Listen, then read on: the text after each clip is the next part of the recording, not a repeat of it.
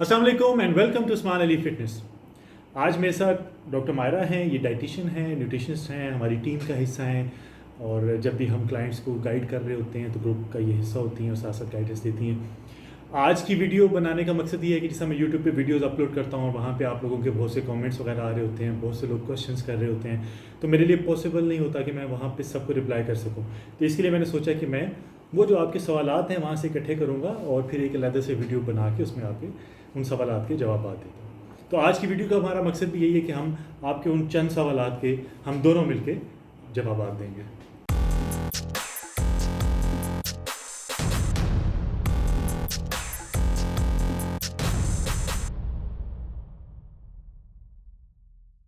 तो चलिए शुरू करते हैं आज की वीडियो।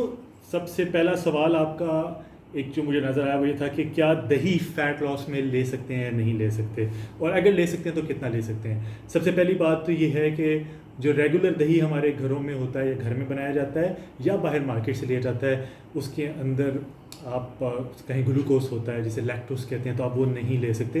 दही आप सिर्फ ग्रीक योगर्ट ले सकते हैं। अगर मार्केट से मिल रहा है तो बेहतर है, अगर नहीं है तो घर में भी बनाया जा सकता है। जो भी रेगुलर दही है उसको लेके किसी मलमल के कपड़े में डाल के उसको किसी बर्तन के ऊपर हैंग कर दें।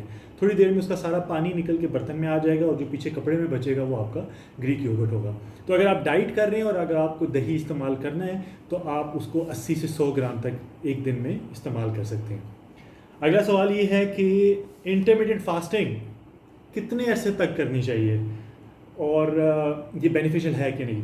तो मैं ये चाहूँगा कि डॉक्टर मायरा इसका जवाब दें। जी प्लीज़।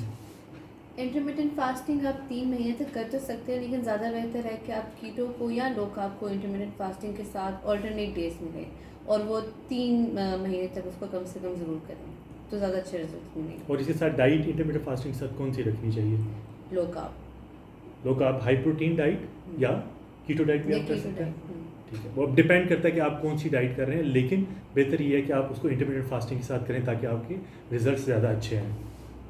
अगला सवाल डॉक्टर मायरा बताएं। अगला सवाल है कि B12 क्या है और ये फार्मेसी वगैरह से मिल जाएगी या नहीं। तो B12 विटामिन B12 है जो कि मेथी कोबाल के नाम से किसी भी सप्लीमेंटल स्टोर या फार्मेसी से मिल जाती है आसानी से। तो वो आप उसको वहाँ से ले लें सप्लीमेंट फॉर्म में। वो विटामिन B12 के ऊपर मैं वीडियो बना चुका हूँ कि वो कितना इंपॉर्टेंट है और हमारी बॉडी के लिए वो कितना ज़रूरी है, उसकी कमी होने के सिम्टम्स क्या हैं ये भी वीडियो बना चुका हूँ, इसकी डोज क्या होनी चाहिए ये भी वीडियो बना चुका हूँ। तो जो लोग ये समझते हैं कि विटामिन B12 क्या है, एक तो अगर आप सिंपल फार्मेसी में जाके विटामिन B12 का पूछेंगे तो उनको पता होता है, वो आपको दे देंगे, या मेथी कोबाल के नाम से भी आता है, आप इस नाम से भी मांग सकते हैं। अगला सवाल ये है कि क्या ख्वातीन इंटरमीडिएट फास्टिंग कर सकती हैं कि नहीं कर सकती। ख्वातीन भी इंटरमीडिएट फास्टिंग कर सकती हैं, जिस तरह मर्द कर सकते हैं। बॉडीज़ हमारी एक ही तरह से रिएक्ट करती हैं। और इंटरमीडिएट फास्टिंग का क्या मतलब है कि आपने अपनी ईटिंग विंडो कम रखी हुई है और फास्टिंग विंडो ज़्यादा रखी है। कम विंडो से मुराद ये है कि आपने 6 या 8 घंटे अपनी पूरे दिन में सेट किए जिनमें आपने खाना खाना है और बाकी हिस्से में आपने फास्टिंग करनी है। उस फास्टिंग में हमारे जिस तरह रेगुलर रोज़े होते हैं उस तरह की ये फास्टिंग नहीं होती। आप इसमें पानी पी सकते हैं, ब्लैक टी पी सकते हैं, ब्लैक कॉफ़ी पी सकते हैं। तो आप चाहे मर्द हैं चाहे खातून हैं, आप इंटरमीडिएट फास्टिंग बिल्कुल कर सकते हैं। अगला सवाल है फीडिंग मदर्स इंटरमिटेंट फास्टिंग कर सकती हैं या नहीं। तो वो कर तो सकती हैं, लो कार्ब में रह के कीटोजेनिक डाइट में रह के वो इंटरमिटेंट फास्टिंग कर सकती हैं, लेकिन उनके लिए ज़रूरी है कि वो मेंटेनेंस कैलोरीज में रह के जो है ना इंटरमिटेंट फास्टिंग करें, क्योंकि वो चूँकि वो मदर फीड पे हैं बच्चे और उसमें आपको कैलोरिक डेफिसिट में नहीं जाना। तो आपने उतना खाना है जितना आपको करंट वेट को मेंटेन करने के लिए चाहिए। कोशिश करें कि उसमें आपकी डाइट हेल्दी हो, हाई प्रोटीन लो कार्ब हो। और चूँकि इंटरमीडिएट फास्टिंग का फीडिंग मदर के बारे में पूछा ही गया है कि क्योंकि ज़्यादा लंबे से तक फास्टिंग रखनी है दिन में तो उनको फीड कराने में कोई प्रॉब्लम तो नहीं होगी। तो ऐसा नहीं है, क्योंकि आप लिक्विड्स तो ले सकते हैं। तो चूँकि आप पानी वगैरह रेगुलर पी रहे होंगे और ब्लैक कॉफ़ी और इस तरह की चीज़ें ले रहे होंगे, इवन के आप यखनी भी ले सकते हैं, तो उसमें कोई आपको इशू नहीं आएगा। इसलिए अगर आप नर्सिंग कर रही हैं तो उसके बावजूद आप इंटरमीडिएट फास्टिंग कर सकती हैं। जी अगला सवाल। चपाती इंटरमिटेंट फास्टिंग में ले सकते हैं या नहीं। हाँ, अब देखिए ये डिपेंड करता है कि आप, पहली तो बात है कौन सी डाइट पे हैं। आप high protein low carb diet पे हैं, आप कीटो डाइट पे हैं, या आप एक नॉर्मल पोर्शन कंट्रोल डाइट पे हैं। पोर्शन कंट्रोल डाइट या लो कार्ब डाइट पे हैं तो उसमें आपने डिपेंड करता है कि आपने अपने कार्ब्स को कितना सेट किया हुआ है। तो उसमें आप चपाती ले सकते हैं। चपाती बेसिकली क्या है, कार्बोहाइड्रेट्स हैं। बहुत से लोग ये कहते हैं कि चावल नहीं खाने चाहिए वज़न कम करने में। क्योंकि चावल मोटा करते हैं, चावल मोटा नहीं करते, चावलों के अंदर जो मैक्रो है वो मोटा करता है। वो मैक्रो क्या है? कार्बोहाइड्रेट्स। तो कार्बोहाइड्रेट्स का ज़्यादा इस्तेमाल हमारे जिस्म में चर्बी को लेके आता है। तो चाहे रोटी है, इंटरमीडिएट फास्टिंग में आप ले सकते हैं, डिपेंड करता है कि आप कौन सी डाइट में। अगर आप कीटो डाइट में हैं तो फिर आप नहीं ले सकते, क्योंकि कीटो में तो हमने हिडन कार्ब्स रखने होते हैं। जी, अगला सवाल है कि वे प्रोटीन हम इंटरमीडिएट फास्टिंग के दरमियान ले सकते हैं। अब असल में ये क्वेश्चंस कुछ ऐसे हैं जो अभी मैंने रिसेंटली इंटरमीडिएट फास्टिंग के ऊपर एक वीडियो बनाई थी, तो उससे रिलेटेड थोड़ा सा इंटरमीडिएट फास्टिंग से ही रिलेटेड क्वेश्चंस आ रहे हैं। तो वे प्रोटीन आप इंटरमीडिएट फास्टिंग में बिल्कुल ले सकते हैं, लेकिन ईटिंग विंडो में ले सकते हैं, अपनी फास्टिंग विंडो में नहीं ले सकते। फास्टिंग विंडो में आपने सिर्फ पानी ले सकते हैं, black T, black coffee, lemon water ले सकते हैं, यखनी ले सकते हैं। स्वीटनर ऐड नहीं होगा। हाँ जी, और आपने आर्टिफिशियल स्वीटनर भी ऐड नहीं करना। इसके ऊपर भी मैं एक वीडियो बनाऊंगा कि आर्टिफिशियल स्वीटनर क्यों नहीं ऐड करना, वो आपकी फास्टिंग को क्यों तोड़ता है। और वे प्रोटीन पोस्ट वर्कआउट आप बिल्कुल ले सकते हैं, लेकिन अपनी ईटिंग विंडो के अंदर रह के। अगला सवाल, हनी, शहद, बताएं जी हम ले सकते हैं कि नहीं ले सकते? नहीं ले सकते एज ए स्वीटनर। और क्यों नहीं ले सकते? क्योंकि वो होता ही फ्रुक्टोज है, शुगर्स हैं, उसने जो सिंपलेस्ट फॉर्म जो उसमें कन्वर्ट होना था बॉडी में जाके, वो एंड प्रोडक्ट उसका ग्लूकोज ही है। तो वो शुगर स्पाइक अगर जाएगा तो फिर इंसुलिन स्पाइक जाएगा, तो आपका जो फैट लॉस का या वेट लॉस का जो जर्नी है वो तो उसमें नहीं रहेगा, वो रुक जाएगा। क्योंकि आप जैसे ही इंसुलिन स्पाइक करेगी तो आपकी फैट बर्निंग रुक जाएगी, और ना सिर्फ फैट बर्निंग रुकेगी बल्कि आपके जो फैट सेल्स हैं वो भी बढ़ना शुरू हो जाएंगे। तो आपने ध्यान रखना है, चाहे खालिस, कुछ लोग कहते हैं खालिस शहद, तो खालिस शहद के अंदर भी फ्रुक्टोज तो है। तो वो फ़ायदा होगा ही नहीं कि आपकी बॉडी फैट बर्निंग जोन पे भी नहीं रहेगी। High fat foods, high fat foods क्या होते हैं जी बताएं? हाई फैट फूड कौन से हैं? अगर ऑयल्स में जाएं तो जो हेल्दी फैट्स हैं उसमें olive oil, coconut oil, mustard oil. Solid fats में जाएं तो बटर है, देसी घी है, चीज़ है, ग्रीक योगर्ट है, सेमी सॉलिड में ग्रीक योगर्ट आ जाएगा। फिर सॉलिड में नट्स हैं, सीड्स हैं। फिर आपके मीट के जो पोर्शंस हैं, गोश्त, चिकन, मटन, फिश, ये आपके हेल्दी फैट्स में। इन सब में आपको हेल्दी फैट्स मिलेंगे, और ये फैट्स वो नहीं है जो हमारे जिस्म में चर्बी है, ये वो हेल्दी फैट्स हैं जिनकी हमारी बॉडी को, हमारे हार्मोन्स को ज़रूरत होती है। और एक ऐप है माई फिटनेस पैल, आप उसको इंस्टॉल कर लें, और उसके अंदर आप जो भी फूड देंगे उसके आगे से वो उसका मैक्रो स्प्रेड बता देगा कि इसके अंदर कार्बोहाइड्रेट्स कितने हैं, इसके अंदर फैट्स कितने हैं, इसके अंदर प्रोटीन्स कितने हैं। तो आपको अपना डाइट प्लान बनाने में बहुत आसानी होगी इससे। जी, एक सवाल बहुत इंटरेस्टिंग आया, PCOS, ये एक हेल्थ इशू है जो कि ख़वातीन में होता है, तो इसको ठीक करने के लिए एक्सरसाइज बता दें। जी डॉक्टर। सबसे पहले तो अगर वो एक्सरसाइज से हो नहीं रहा, एक्सरसाइज उसका रीज़न नहीं है, तो फिर सिर्फ एक्सरसाइज करके तो PCOS ठीक भी नहीं होगा। PCOS को अंडरस्टैंड करने के लिए ज़रूरी है कि PCOS को समझे कि वो है क्या, वो हो क्यों रही है। हम जब शुगर इंटेक ज़्यादा रखते हैं तो इंसुलिन स्पाइक जाता है, और उसकी वजह से हमारे दूसरे हार्मोन्स भी वो ऊपर नीचे हो जाएंगे, और उसकी वजह से सिस्ट बनते हैं। तो हमारे लिए ज़रूरी है कि हम डाइट पे फोकस करें और उसके साथ साथ एक्सरसाइज करें, तो हमारे लिए जो है ना वो PCOS को हम कवर कर सकते हैं। और डाइट कौन सी होनी चाहिए? वो इंटरमिटेंट फास्टिंग हो सकती है, कीटोजेनिक हो सकती है, और लो कार्ब हो सकती है। इसलिए ये बात जहन में रखें कि PCOS एक्सरसाइज ना करने की वजह से नहीं हुआ, तो एक्सरसाइज करने से ठीक कैसे होगा? वो ख़राब खुराक की वजह से हुआ है, तो खुराक को ठीक करें, साथ एक्सरसाइज करें, ताकि बॉडी ग्लूकोज को इस्तेमाल में लेके आए, इंसुलिन की रेजिस्टेंस कम हो, तो PCOS ठीक हो जाएगा। अगला सवाल ये कि जी फैटी लिवर और थायराइड के लिए डाइट, ये बहुत कॉमन क्वेश्चन हैं कि जी फैटी लिवर है, मुझे इसके लिए डाइट बता दें, या थायराइड है इसके लिए बता दें। देखें, समझें कि ये बीमारी क्यों हो रही है, फैटी लिवर क्यों हो रहा है। हमारी बॉडी में इंसुलिन की रेजिस्टेंस ज़्यादा है, इंसुलिन की रेजिस्टेंस ज़्यादा होगी तो बॉडी के अंदर फैट सेल्स बढ़ेंगे, और फिर हमारे ऑर्गन के इर्द गिर्द फैट इकट्ठा होगा। तो फैटी लिवर का मतलब है कि आपके लिवर के इर्द गिर्द चर्बी है, और थायराइड का मतलब है कि आपका हार्मोन, जो थायराइड हार्मोन है, वो इम्बैलेंस हुआ है, या वो उसके लेवल्स बढ़े हुए हैं या उसके लेवल्स कम हैं। दोनों सूरतों में आपको डाइट को ठीक करना है। अब डाइट दोनों सूरतों में कैसे? अगर आपने अपनी बॉडी से इंसुलिन की रेजिस्टेंस को कम करना है तो उससे चर्बी भी कम होगी और आपके हार्मोन्स के लेवल्स भी ठीक होंगे। तो आपने वो डाइट लेनी है जो आपकी इंसुलिन की रेजिस्टेंस को कम करे, और वो कौन सी है? लो कार्ब और कीटो डाइट, जिसमें आपकी बाहर से ग्लूकोज की इनटेक कम होगी। तो जैसे ही बाहर से ग्लूकोज की इनटेक कम होगी तो ब्लड ग्लूकोज स्पाइक नहीं करेगी, जब वो स्पाइक नहीं करेगी तो इंसुलिन की रेजिस्टेंस कम हो जाएगी। हाँ, एक सवाल, रोटी और राइस को रिप्लेस कर सकते हैं? कर सकते हैं, बिल्कुल कर सकते हैं। और क्यों कर सकते हैं? क्योंकि दोनों ही कार्ब्स हैं। एग्जैक्टली, लोग ये समझते हैं कि हम रोटी को राइस से जिसको रिप्लेस करेंगे तो हमारे जिस्म पे चर्बी ज़्यादा आएगी, क्योंकि चावलों से चर्बी बनती है नहीं। रोटी, जैसे भी मैंने वीडियो के बीच में भी मैंने बताया आपको कि रोटी और राइस दोनों कार्बोहाइड्रेट्स हैं, तो डिपेंड करता है कि आप टोटल कार्बोहाइड्रेट्स कितने ले रहे हैं पूरे दिन में। अगर आपकी बॉडी की रिक्वायरमेंट से ज़्यादा हैं, आप उनको प्रॉपर बर्न नहीं कर पा रहे, तो वो ग्लूकोज में कन्वर्ट होंगे, वो ग्लूकोज चर्बी में कन्वर्ट होगा।